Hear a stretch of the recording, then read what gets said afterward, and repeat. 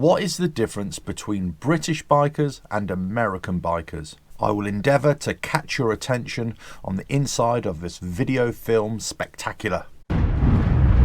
RevelatorAlf. Hello, welcome to RevelatorAlf. I hope you're all well. So this video is all about actually the differences between us Brits here and our American cousins in terms of motorcycling, in terms of being a biker. Now, we're all influenced, I suppose, by television and film over many years. So we get a lot of American TV here as well, of course, and so we're prone to the same influences, that same cultural influences as well. We have a lot of American bikes here, Indian now, of course, but also most noticeably Harley Davidson for many years. So the differences can actually be quite stark, but they can also be quite subtle as well. Okay, so let's just get into this. So the first thing really, it's all about terminology. What the kinds of words that we use in Britain are basically different to what might be used in America. Now, there has been a lot of cross-fertilization over many years because of TV, because of American brands, let's say Harley Davidson, being sold in this country, and we tend to use the words that are in owner's manuals or in service manuals, let's say. Like say a jiffy stand instead of a side stand or a kickstand. Triple trees instead of yokes, this kind of thing. So terminology is different. But one of the biggest things is motorbike versus motorcycle. Motorbike is kind of always been used, and this is something I would always use growing up. It would be a motorbike. However, as I got older, more and more people were using motorcycle.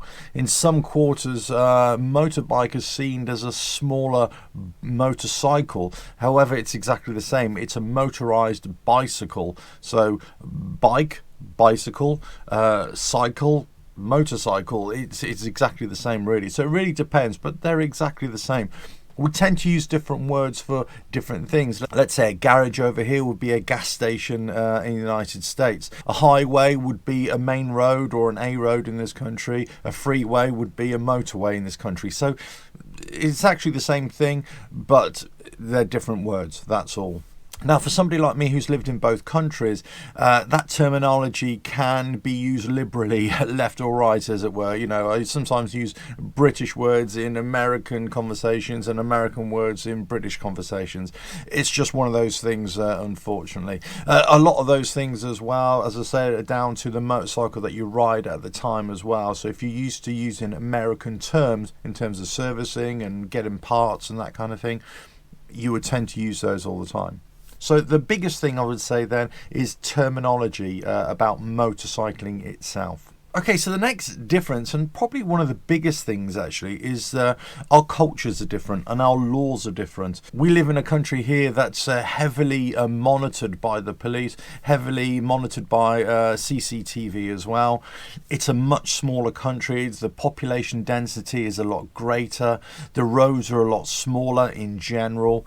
So we tend to have a much more of a closed society, a lot more of a society that is being looked at all the time. We also have rules and regulations. Whilst they are quite strict, there's also a lot of freedom within those rules as well. However, in, let's say, United States, some of those rules are, well, they're different by state to state, whereas we only have one national law, especially now that we've moved out of Europe, whereas we would be tied to European legislation as well. So there's lots of things that are different here, and it's based upon our culture, it's based upon our humour as well, our sense of irony about a lot of things, and also how we just make fun of situations, or we make fun of people in a kind of jovial, light-hearted way.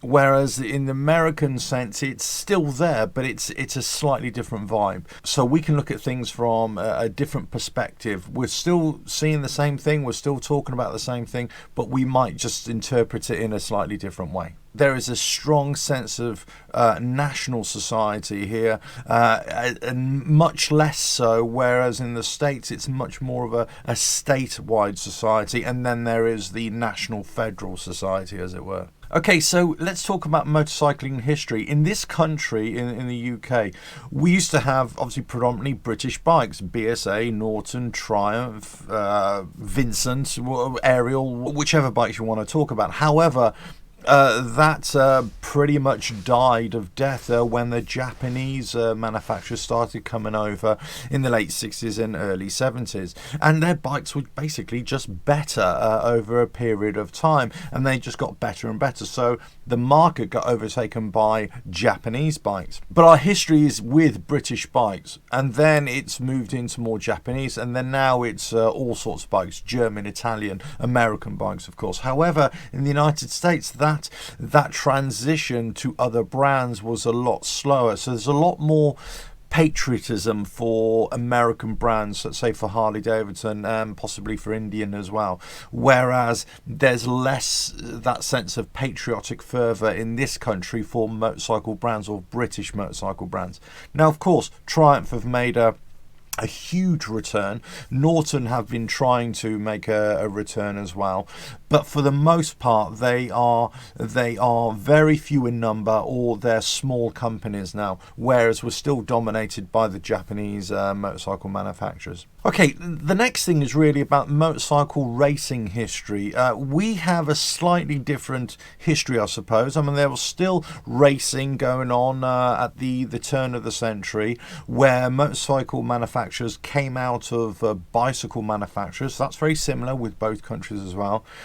They both had kind of racing teams being developed from the early days of Indian and Harley Davidson and other notable American manufacturers. Exactly the same here with Triumph and Enfields and things like that. But then there was flat tracking, there was board tracking in the United States, and that developed into oval race tracks as well.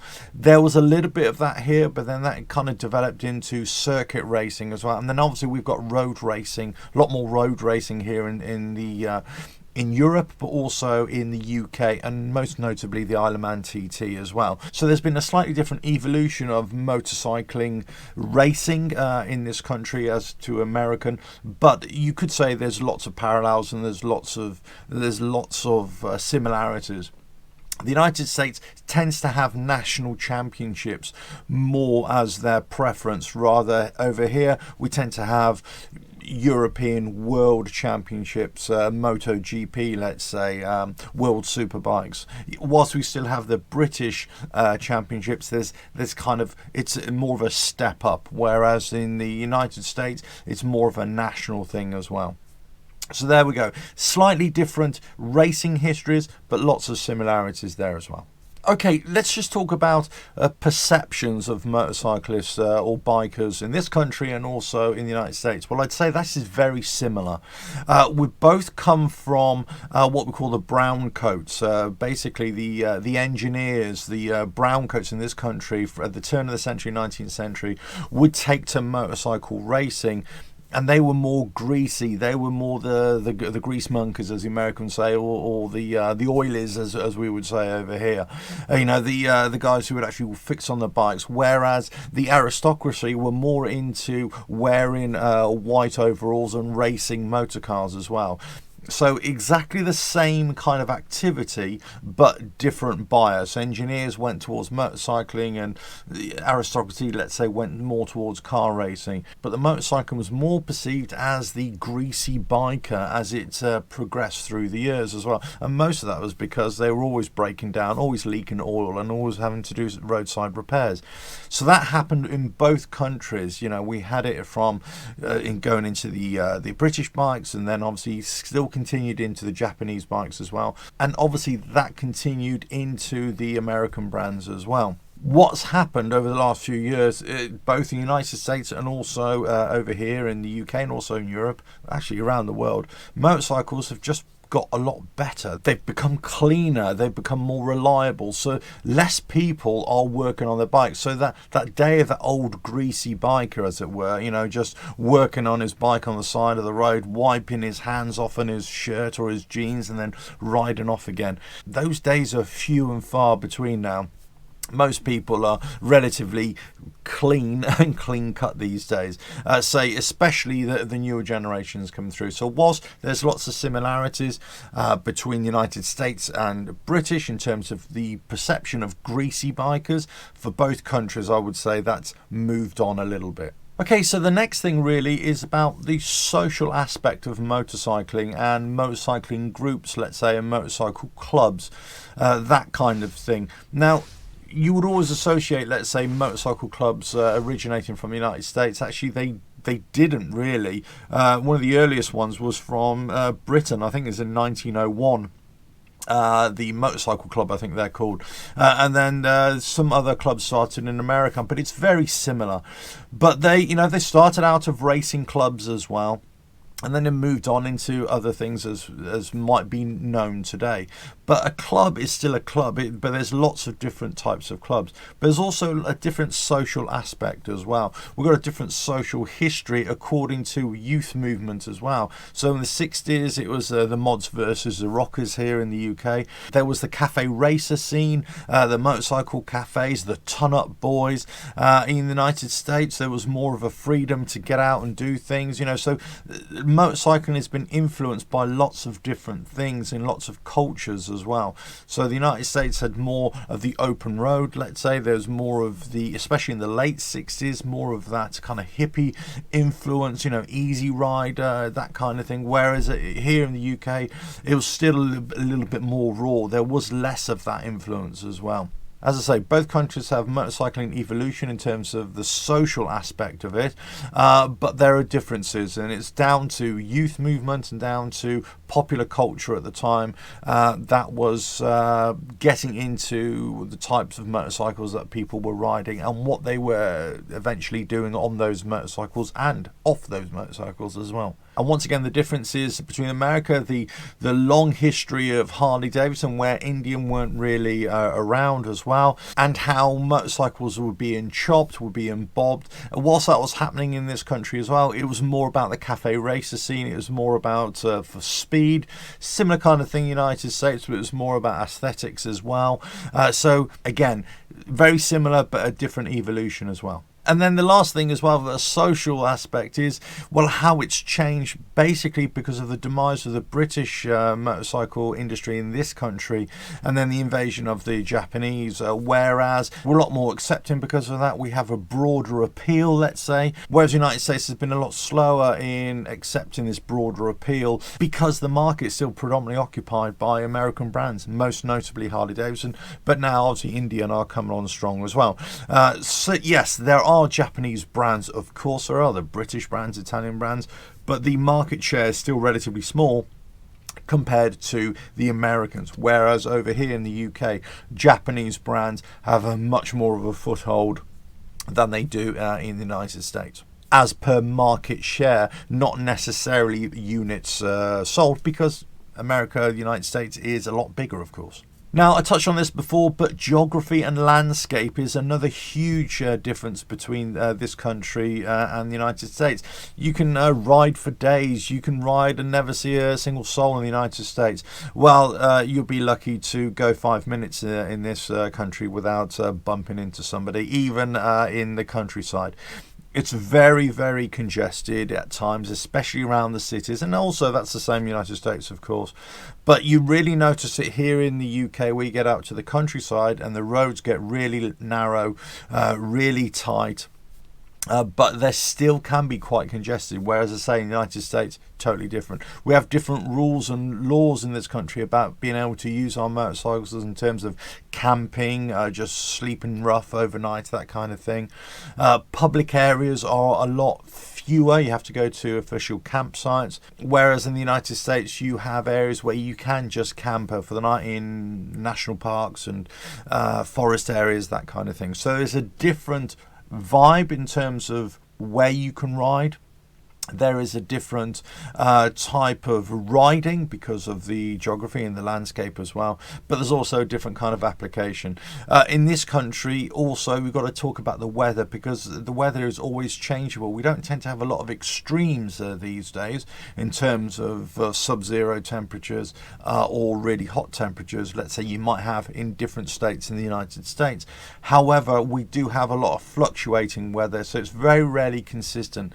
So, you can go out on a bright sunny day and by the afternoon it's raining again, or it might turn cold from one day to the next. So it's It's very changeable, however, it's a lot more consistent. So that is affecting the way we ride, but also the kinds of places that we ride to and how we ride and what equipment we take and what clothing we would wear as well. Okay, so the other thing, I touched on this before, is population density, but here traffic congestion is a real killer at times. And I say, you know, it depends what time of day, of course, and where you're riding. So there's lots of different things. So we have different laws that enable us to be able to combat that in terms of motorcycling, and that enables us to, over the whole country, enables us to do filtering or lane splitting, whereas in many states in the United States, for example, they don't allow that. I think California and a couple of other states allow it.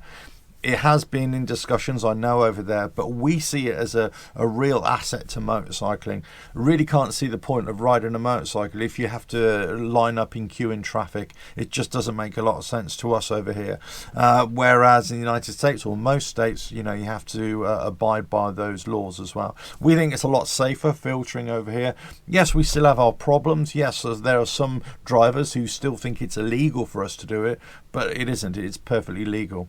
Whereas in the United States, there can be quite a few issues. I remember going into different states in the United States and doing it, filtering, and people giving you strange looks, or, you know, I've got friends who've been pulled over by the cops as well, because we just didn't know that you weren't allowed to filter in the United States. It was just an odd thing. But obviously it's a lot more widely known now. But anyway, traffic congestion and the ways we combat it in this country is different, of course. Now this leads me on to motorcycle riding laws in this country. Obviously we've had the helmet law for many years here, since the 70s, and that's over the whole country. However, the difference in the United States is that some states have a motorcycle helmet law, others don't. Some allow different types of helmets, whereas we don't. So our motorcycle riding laws are different. What we can have on our motorcycles is different in terms of accessories. We also have to have an annual motorcycle check, or a roadworthiness check, and this is all for all vehicles, whereas in the United States, in some states they don't. In some states they have to have an emissions test. We don't. So there are differences between the motorcycle riding laws as well. Okay, so the next thing is possibly a little bit harder to define, but it's more about motorcycling attitudes, and it's attitudes towards different types of bikes, different types of riders, and also riders of smaller cc motorcycles as well. We tend to embrace all sorts of different types of riders in this country, and whatever they ride and whatever cc they're riding, if they're just starting out. But, you know, in the United States, it's much more, or has been in the past, of being much more about the big engine, the big Harley Davidson, let's say, and that's what you should aspire to. Whereas in this country, we don't necessarily aspire to the really big bikes, let's say, or the really big Harley Davidsons, or the really big Tourers. You know, it's just whatever you want to ride, and I think that's also happening in the United States as well. There's been a much more of a push, let's say, socially, for people just to accept what anybody's riding, regardless of what it is. So I think we've had that for a lot longer over here in this country. But motorcycling attitudes towards other riders, towards other types of bikes, is probably less divisive over here than it is in the United States, or certainly has been, and that's down to a lot less patriotic fervour, a lot less jingoistic fervour for British brands that were, or American brands that are now. Now, there's always going to be this division, or this question between, are you a biker, are you a motorcyclist, are you a motorcycle enthusiast, that kind of thing. And so it's not what I would tend to engage with, but people do have this, and it's more about lifestyle choice rather than what you actually ride. But a lot of these lines get blurred, and it happens over here, and it also happens in the United States as well. So there's lots of similarities there. There's also differences in, as I say, this touches on social aspect of riding as well. If you belong to any groups, any clubs, there is a different vibe over here. Whilst there still might be the same motorcycle clubs over here as, let's say, as they are in the United States, it comes down to culture and attitudes and personalities as well, of course. You know, you can have a motorcycle club in one state in the United States that can have a totally different attitude to the same club in another state. And it's exactly the same here. You know, it's a different attitude as well.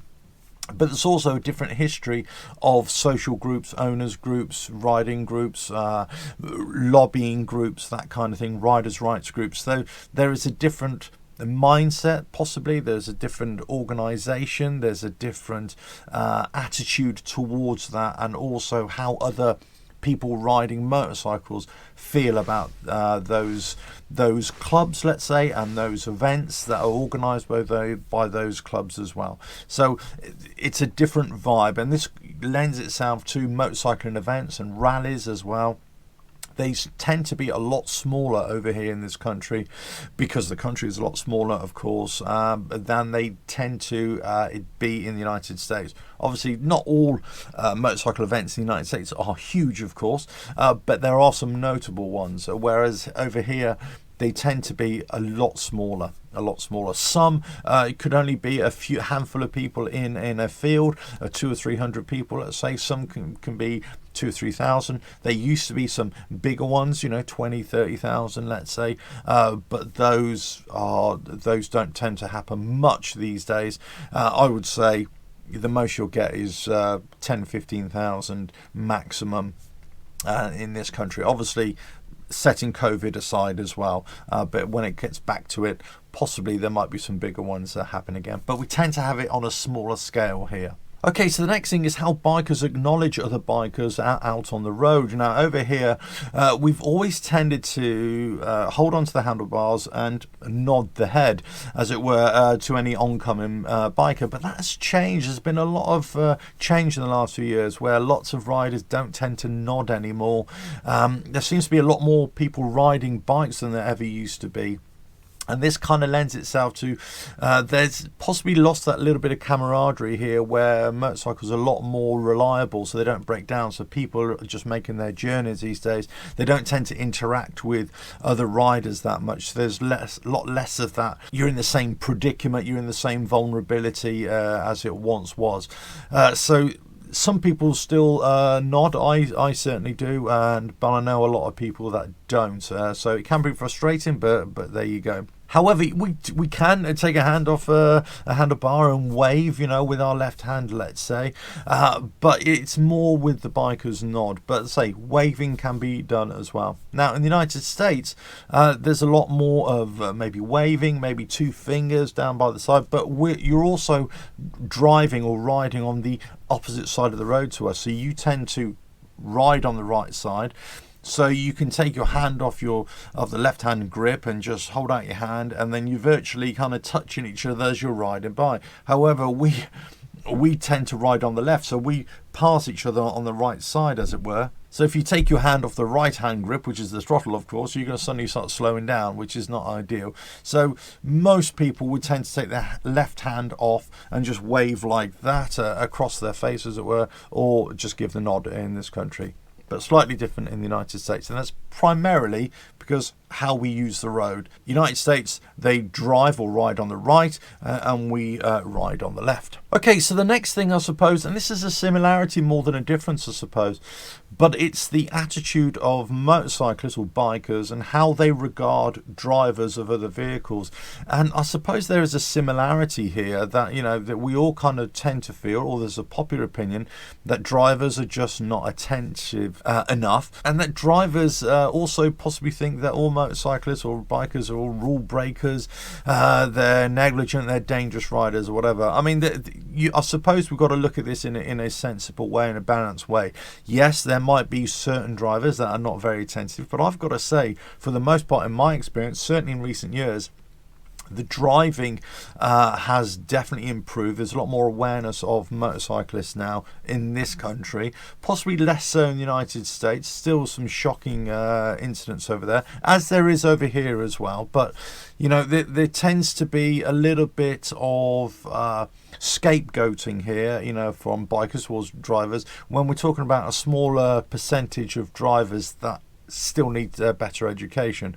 The same can be said for negligent riders, let's say, or dangerous riders. Yes, it's only a small percentage who are riding like lunatics, and that gives us a bad press as well. So it's very similar in the United States. There are some that give themselves a bad press, but for the most part, riders ride properly, and drivers do tend to look out for us, but we've also got to have the attitude that we should be looking out for them and be prepared for what they could or could not do. Do they see us, or are they looking, that kind of thing.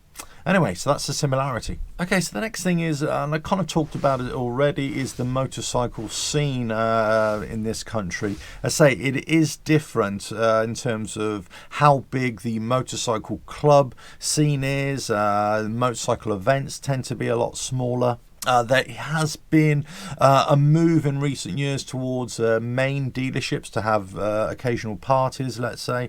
That's a kind of an American import as well, but it tends to be a lot smaller, and a lot of this is determined by the weather, of course, and also the local laws or the local council laws here, whether they give organisers the permission to hold events as well. And I suppose it's exactly the same in the United States, but those events would tend to be bigger as well. So both countries have club parties, both countries have rallies, both countries could have organised motorcycling events. Let's say you can have industry events as well, you can have riders' rights events.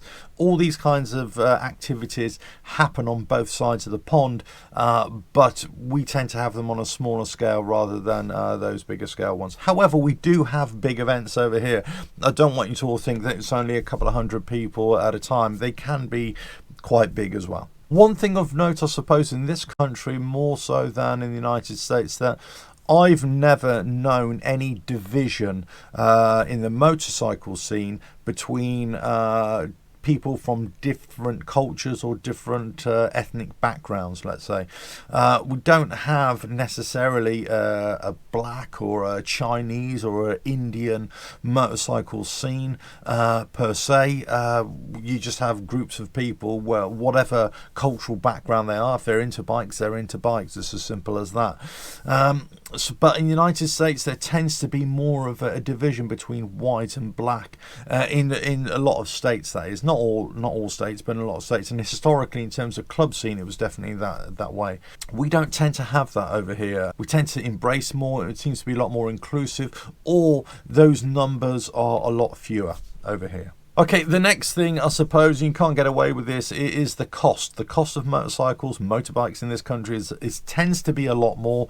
Parts tend to be a lot more. Servicing, all these kinds of things seems to be a lot more. So I always say in my videos, you could say it's pounds, dollars, shekels, whatever we pay in pounds, let's say £200, it'll be $200 in the United States, for example, but the exchange rate for £200 in dollars, that's more about $275, $250 as well. So you're talking about a substantial difference. Petrol prices, gas prices over here are a lot more. The time for workshops or garages in this country is a lot more. Now, here's another thing about terminology as well. You can use a garage as a gas station, or a garage as a workshop as well, or a garage that you have at your home as well. That's your little home workshop. Insurance tends to be really expensive in this country as well for your motorcycles. We have the annual roadworthiness check as well, and anything associated with that for repairs can be quite expensive. And then any other little things that we have to pay for, we have to pay an annual road tax. Just the privilege of going out onto the road,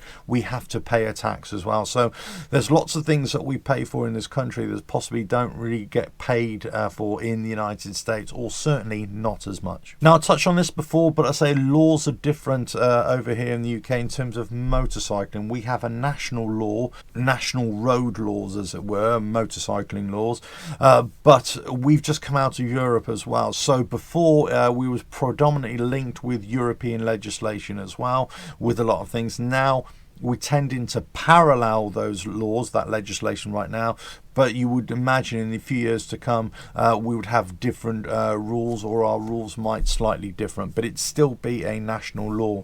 However, in the United States, yes, you have federal laws, but you also have state laws for motorcycling, for operating your vehicles in the state, might be different from state to state. Also, how you can modify your bikes in the United States might be different from state to state, whereas in this country, if you modify your bike, as long as it meets that annual roadworthiness check, if it meets the insurance requirements, let's say, and it doesn't break any road rules or road laws, then you're golden. So there we go. That's quite an in-depth look at the differences between UK bikers and American bikers. There's lots of similarities, and lots of that is to do with obviously just riding motorcycles, don't you? You know, we're all on the road. We're all bikers. We all ride motorbikes or bikes. So we're all very similar in that. But there's going to be differences based upon culture, based upon our views on life, our histories, how we regard humour, how we regard irony, how we regard politics and social aspects. There's always going to be differences. But fundamentally, we are all on the road, different kinds of roads, of course. We're all riding our bikes, different kinds of bikes perhaps, but we're doing the same activity, but we probably do it in a different way or with slight variations as well. So there are differences, and some of those differences can be quite stark. Also, some of those can be quite subtle, but actually I would say there's so many more similarities than differences. Hope you found that useful. Don't forget to subscribe, hit that bell, like and share, and check out the website RevelatorAlf.com, and I'll catch you again. Ta-da!